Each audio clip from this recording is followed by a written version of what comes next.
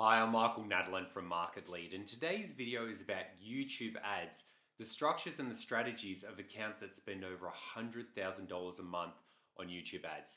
Now, the reason why I'm releasing this video is because I've noticed most of the videos and content out there on the internet does not address accounts that are spending a lot of money on YouTube ads. The reason being is because most people don't actually get to the point where they or their clients do spend this much money per month on YouTube ads. So I'm going to walk through the structures and the strategies of accounts that do run YouTube ads over $100,000, but also the strategies of going from 0 to 5, 5 to 10, 10 to 50, 50 to 100, because along the way, the budget, the settings, the audiences, the targeting, the size of the videos, the length of the videos, all make a significant difference towards the performance of your YouTube ad. So I'm wanting to share this today because I haven't found any information out there from someone who's actually spending this much money on YouTube ads. So I thought, why not be the person? But remember, before I share this stuff, like, comment, subscribe, and share. And also just let me know what you think and let me know your results, because this is what I'm doing with my clients. I'm spending millions of dollars a month across Google ads and Meta ads, but a lot on YouTube ads now as well. And these are the things that we've discovered from the strategies and the data ourselves. So let me know in the comments below, but now let's jump into the screen. Okay, so let's begin. So the four elements we need to start off with is number one, which is budget. And that will be a really big determining factor in the account. Number two, number of ads. Number three, we also like your audiences that we're targeting, because you're obviously going after a certain type of people. And then number four is like settings and goals. Now, with all these things here, these are really important to make the decision on the structure and the strategy of the account, because sometimes people will just be like, they don't know that they've got enough budget, or they've got too much budget, or they've got too many ads or too little ads. There's so many factors that go into this. I'll make this a bit bigger so it's so much easier for you to see, that you've got to play with all of these types of things to actually discover how YouTube ads will work for you. Because if you're going from $0 to $5,000, you might only need a few ads, like 2 or 3 ads. If you're going from 5 to 10, you could still do the same, but then you'd want to be testing more. 10 to 50, you'd probably want about 15 ads in the market and a few different audiences. And then when you go to $100,000 plus, you'd be wanting testing a lot more variants of ads, and then also a lot more audiences. So in terms of the budgets, we'll just put in the kind of the budget frame here. And I'd start off with that. So we can start here. So budget would be 0 to 5,000. And we'll put this here. And then we'll do the budget 5 to 10.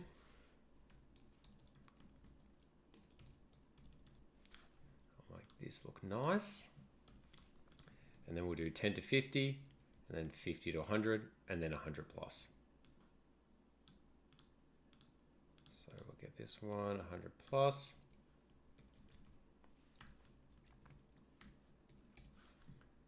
And then we'll do a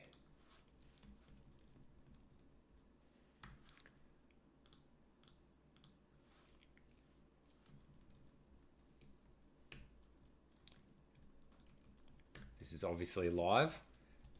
Okay, so we know our budget spheres, and like every business is going to be different based on where they're at, because there's going to be a lot of factors towards this. One, do they actually have the budget to spend? And then two, do they have the ability to spend the budget as well? You can only really spend if the availability is there. So let's go with, I'll just copy this up here in terms of budget. And these are the recommendations I tend to go with clients. And the reason why is because this is what actually gets results. So in terms of number of ads, we can put this over here. If it's $0 to $5,000, I recommend, and let's just keep the suspense going. Okay, go here. We'll change the color maybe to a nice yellow. Usually around these, I'd be doing like 3 to 5 ads max.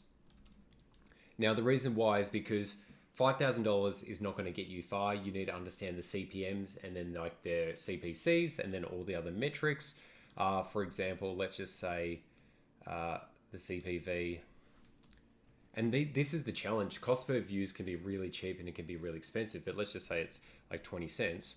That means that like it's going to be 5 times 5,000, which equals around 25,000 views. So with across like that many videos, you need to make sure that each ad, you know, if we're doing it that, it could be up to 5,000 views per video, which would start to actually get you some significant amount of data to know that that's working. Let's make this, I might need to make this bigger actually. I'll just make sure my math is correct. Yep. So yeah, for 20 cents a view would be getting, and $5,000 would be getting 25,000 views. Divided that by 5 videos, it'd be 5,000 per video. Then we'd be probably looking at about like a 2% CTR. So a 2% CTR as well would probably be around 100 clicks. Now, I say 2%, that's actually quite high. Let's just say it's at 0.8, which could be reasonable as well. Like this is why CTRs are really important, because then they drive the traffic. 0.8 would be like 40 clicks. So this is where the mathematics, you've got to really understand that for each video, you might only be getting 40 clicks, which may not be enough to actually get relevant conversion data, because the main focus is to get like click and conversion data. Because YouTube ads, at the end of the day, they're driving people to the website to take action at the end of the day. So that's why I say the number of ads should be small, because you want to be getting that 100 to 40 clicks for your ad account. Now, when we're moving up to the $5,000 to $10,000, that can still remain the same, because you're actually looking to scale this up again. And it could be, and some clients, I get to this point, we're doing just different lengths and variations to it. So this could be like up to 10 to 15 videos, but they're usually with variations on the current. And we'll make this a bit bigger. The variations based on the current ones, because you need, you know, be testing different lengths, different just cuts of it, because there's different ways that ads can be run all together. Now, when moving up to the, like look, these really depend on based on how many assets you have or how many videos. But when you move up to the 10 to 50, this is where you probably want to be doing 15 videos, or probably 10 to 15 I like to operate in.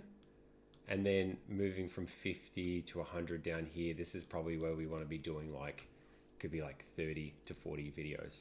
And then they're just rotating as well, because based on that, with that budget, these are getting a lot of data to it as well. Now, in terms of audiences, I won't go into audiences yet. Maybe we just go to goals and settings. It's really important to understand what your goals are. So if you're just trying to get traffic to the website or for retargeting, you want to be probably looking for like a lower cost per view. But if you're actually looking to drive results from ads, and not everyone is, so I'm a performance marketer, so I'm very used to getting advertising to get leads. But a lot of people have very different campaign objectives and goal objectives for the account and for the ad. So be very clear on that, because that will alter the cost per view, which will actually determine how many views you get, how many clicks you get, and the results you get. The thing is, with accounts or campaigns that you're focusing on results and targeting and trying to get cost per acquisitions, the cost per views will be more expensive, but you tend to get higher CTRs and then a lower cost per click. Versus if you're trying to go, oh, if I get the cheapest cost per view possible, the issue with the cheaper cost per view is it's usually a lower quality traffic, less likely to click. Now, this is also very dependent on your location targeting. You've got to be really understand that if you're wanting to scale up to a high amount, you probably need to be targeting nationally or statewide, depending where you're at. Because a smaller budget is fine if you're going after a local area or a state. But when you start to move up to $50 to $100 to $100,000 plus, you need to be looking nationally, because you need the data to be more spread across rather than being so concentrated. Because the concentration is when there's a lot of ad fatigue, high frequencies, and then just start to get poor results and lower CTR. So the CTR is the main metric that's going to determine the success, because the algorithms use it, and also it actually shows, hey, people are watching this and engaging as well. So let's jump into some of the audiences we can use. So some of the audiences that I recommend using with clients are these. So let me just change this to a light purple. I might have put that there. And we'll bring our audiences over here. So the audiences I recommend to target, like number one, and this will always be the case, you want to have retargeting audiences. So people have been to your website or people have re-engaged. So website or engagement. Number 2 would be in-market audiences. So they're people who Google have predefined already that they're interested in, similar product or services to you. And then we can just do the custom intent or like custom segments, which could be based on like audience signals, offline data upload, like search terms in Google if they've been looking in the past for Google. But doing a blend of these, you can get really, really, really good results. Retargeting and engagement, obviously people have already been to your site or seen ads before. They're going to have a higher CTR and better results. But obviously it's very capped because you can't retarget prospecting people because they're already in the retargeting audience. I've noticed for a lot of clients, the in-market audiences go really well. Even though the custom intent audiences can be really strong, in-market audiences can go really well if you analyze your data. So looking at Google Analytics 4, also looking in your Google Ads account, looking at the data and seeing in previous campaigns and in the account and the data that Google Ads has, showing what audiences go really well for your business based on your conversion data. You don't need to be magically thinking or going, oh, this is the right type of audience. The audience data is already there in your account. You've just got to find it and then use it. So that's a really good place because it's already a predefined audience that will have data associated with it as well. The custom intent or the custom segments, this is a really fun area because this is where we get to, and I love search terms in Google. I think it's the best thing ever. So if you're running a search campaign, which you should be if you're running Google Ads, is getting your highest converting search terms or the industry converting search terms and putting them in there to create an audience of people who have been looking for these terms recently or have like come to your website through them in the past, because these types of people looking for these search terms are the highest quality people. So if someone searched for that on Google in the last 2 weeks, as Google says, I want to be showing an ad to them. And I think that's where the real power is, because as you scale like with Google Ads, you want to be scaling with YouTube because Google Ads goes after people who are looking now and clicking, but this allows you to start targeting people who have been looking now but haven't clicked on your website or haven't come through to you. So it's really powerful.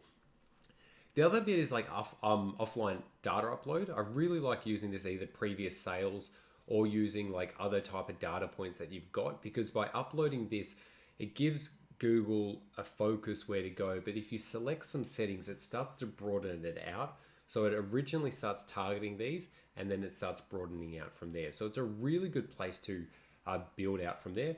And then just the signals, so like all the other types of settings in the accounts as well.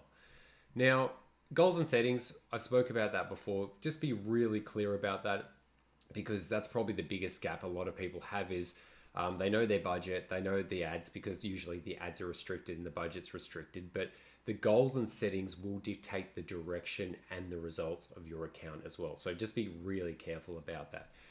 Now, the next part is, and this is what I really want to talk about, is how do you structure this based on your budget? So we want to be doing like a structure.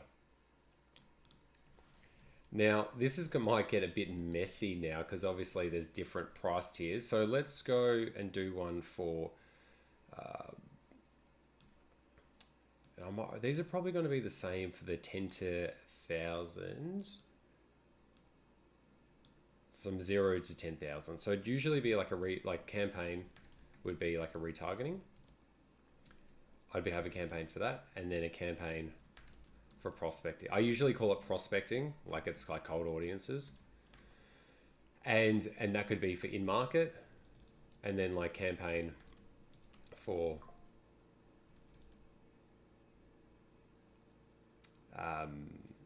in-market, and then campaign for custom intent. Now that would be the first one. But this is, and you could just put all of your ads in there and then just all of the audiences.